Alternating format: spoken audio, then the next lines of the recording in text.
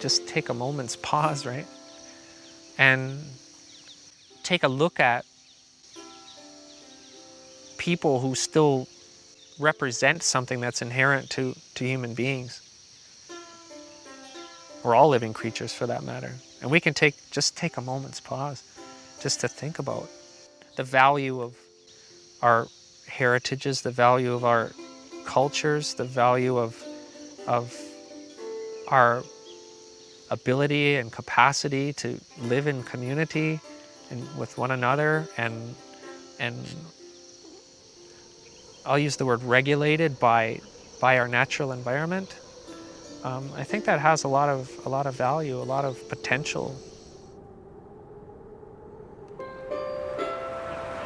Modernity, while its technologies and related lifestyles have encompassed developed world areas, there are people living in the developing world who are maintaining ethnically traditional lives while on the margins of capitalism.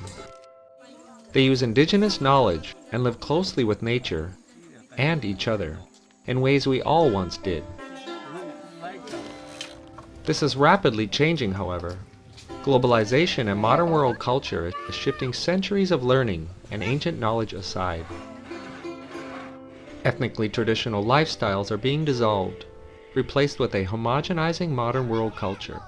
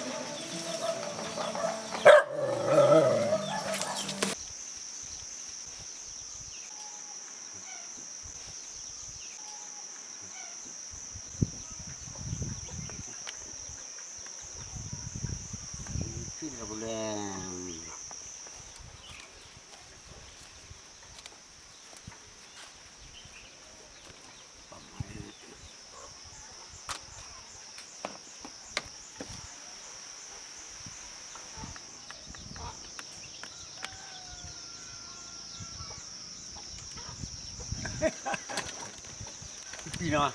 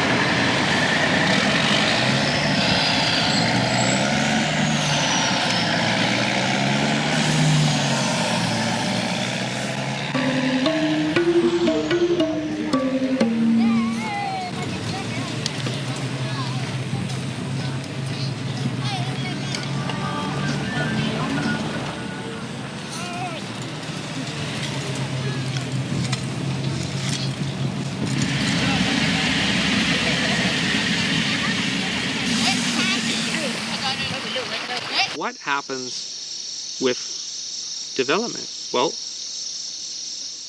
the land is commodified. So there's some kind of some kind of crop that's creates a market system. That market system requires people to do certain things, and for people to do those certain things, there has to be certain infrastructure in place for that to happen. And the goal of it is to make it more efficient, more profitable, really. And people here now are subject to the market system that everybody in the world is really subject to, right? With materialism, you start getting competition, social status, different things like that. So therefore your motives start to change of the things that you're doing, right? Do you think it's easier to actually see ourselves when we look at the way they live here? Whether we want to believe it or not, we're all subject to the natural world. And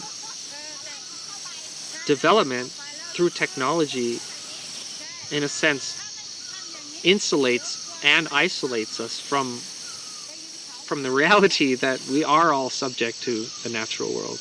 And these are people that are, we can still look, we can still observe, we can still see people that I think represent that baseline that we all human beings share. So each of these hill tribes, indigenous people groups, they have distinct cultures.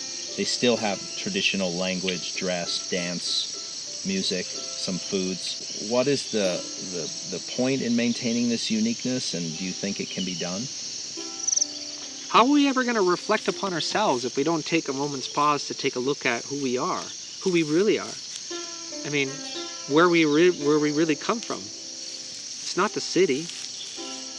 We're not machines, we're not robots, but we're turning into that. We're becoming mechanized in proportion with the global market system. So we're becoming like robots, and we're all aware of it. We don't like it. But yet we still continue to put gas in this machine that grinds about every day from sunrise to sunset, and continue to perpetuate the very environment that we dislike and inherently know is not us. That to me is just madness. With this materialism, it's creating division within the communities. And hasn't that happened all over the world? I mean, I can only reflect on the country that I come from, and it's all about territory now. It's about what you own and what you've worked for, and you know what you have, more so than what you can share. And that seems to be the trajectory of this development continuum. You have a homogenization of culture. You have a homogenization of language. You have this kind of things turning into just one shapeless blob. And what happens when that happens? Granted, I like electricity and hot showers and aircon too. I'm not saying that I'm saying that we should all just go back to living living in nature, because what I learned through this experience is that it's tough for these communities to live in these environments. It's like a double-edged sword, so to speak. Yeah, they have their social structures and they have this natural way of life, so to speak, but it's really difficult for them because of the market system. And is it because their way of life is what we could call more simple, or the contrasts are bigger? I don't know that their lives are more simple. Looking at it from a sociological perspective, you're seeing the very things happen here that you see in the West that are materialism related. When you have competition, when you have that market system that is driving people, the root elements of people's behavior, you wonder why you get things like social stratification, why you get conflict, why you get drugs and other social issues, why you get these things. The root of that, I think it's because people are disconnected from what they inherently need. And that is a connection with our natural environment. It's a connection with each other. It's a connection, it's to feel a wholeness and a connection to the world in which we live. And I think that, I hope that this project has value in that sense. In the very least, being able to appreciate ourselves.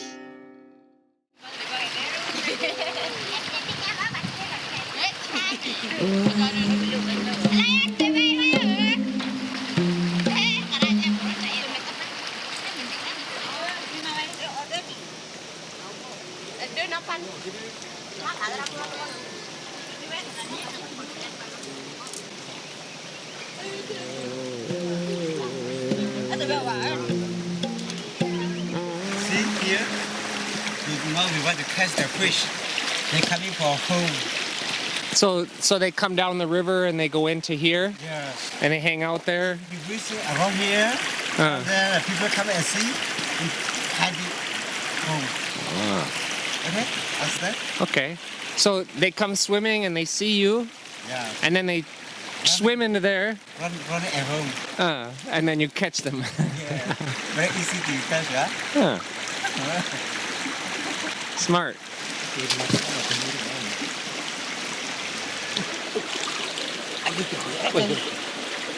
Oh, see? How to call this? What's your name? I don't know. I don't know. Some kind of fish.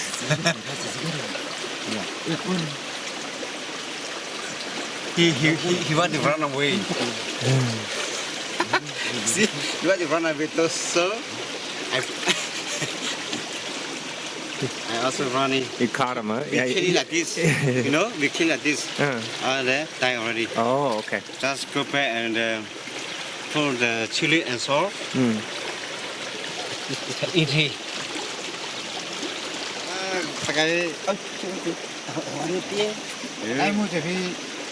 No, we good for lunch.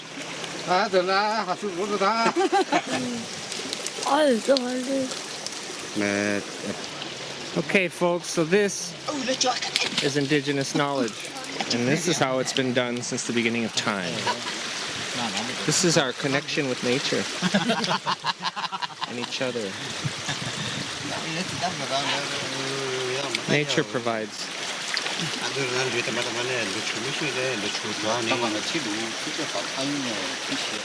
You know, it might not be as convenient per se as going to a supermarket. However, how often in a supermarket do you take the time to talk to one another, to build friendship, build connection? How often? I'm not saying that one way is better or worse. I'm just saying that this is our nature. And we need to maintain this in some way, this knowledge. It's extremely important.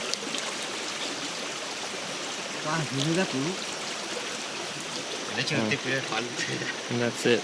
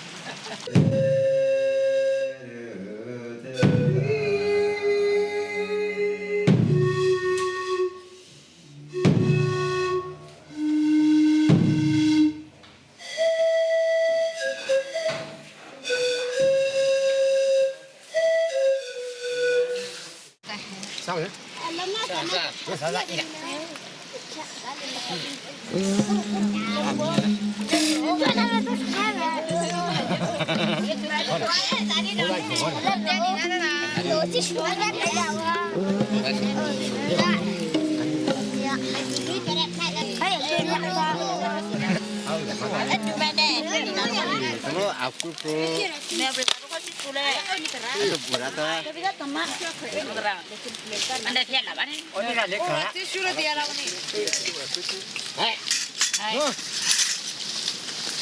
Ini banyak terlalu kayak gini. Itu cuma masih kayak gini aja apa udah. Ya bos ya sekarang udah ya bos apa udah. Mela, punya lah, kau lah, buat apa? Jadi ni lah tetap ramai tu. Kalau lah nak sudah nak nanti. Iya pak. Dah sama kalau ya. Cok ini cukup cukup. Kayu. Ini nak cukup.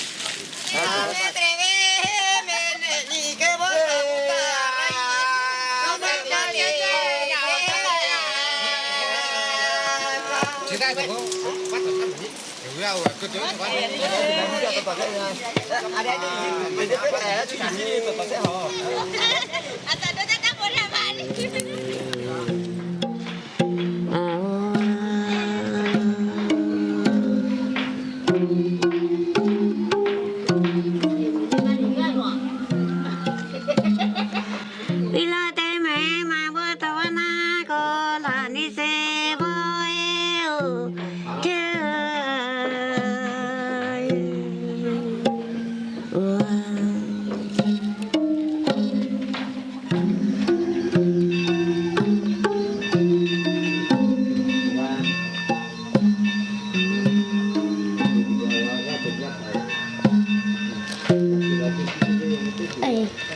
Apa pula masa tu?